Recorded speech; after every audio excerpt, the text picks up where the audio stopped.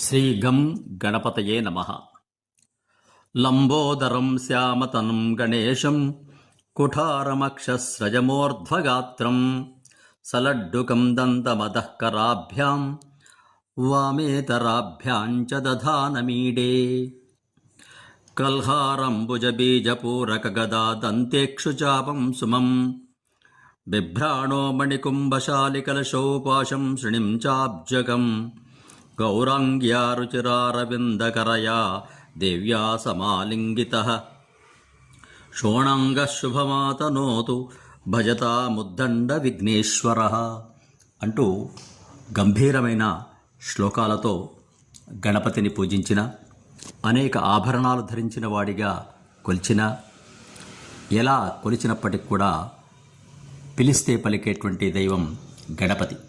మన సంప్రదాయంలో భగవంతుణ్ణి ఆరాధించడానికి ఏ రూపంలోనైనా ఆరాధించవచ్చు.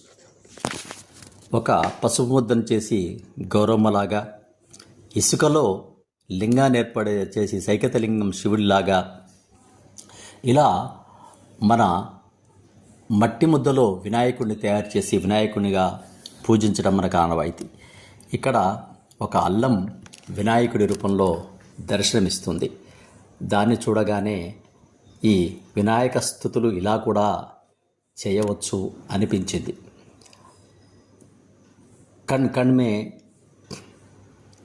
భగవాన్ హై అన్నట్టుగా ఇందుగలడందులేడని సందేహము వలదు, చక్రి సర్వోపగతుండు ఎందెందు వెతకి చూచిన అందందేకరడు దానవాగ్రిని వింటే అన్నట్టుగానే భారతీయ సంప్రదాయంలో చెట్టులో, పుట్టలో, పాములో, పడగలో, గోమాతలో, గజేంద్రునిలో, మొసళ్ళలో, తాబేల్లో ఆ పరమాత్మ యొక్క వైభవాన్ని మనం దర్శిస్తూనే ఉన్నాం.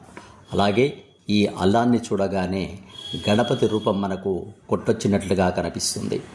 కాబట్టి అల్లంలో కూడా గణపతి కొలువై ఉంటాడు కదా. జై గణేష్ మహారాజ్కి. శుభం భూయాత్. సమస్త సన్మంగళాని భవంతు. సబ్స్క్రైబ్ ఆచార్య శ్రీ శక్తి ఛానల్.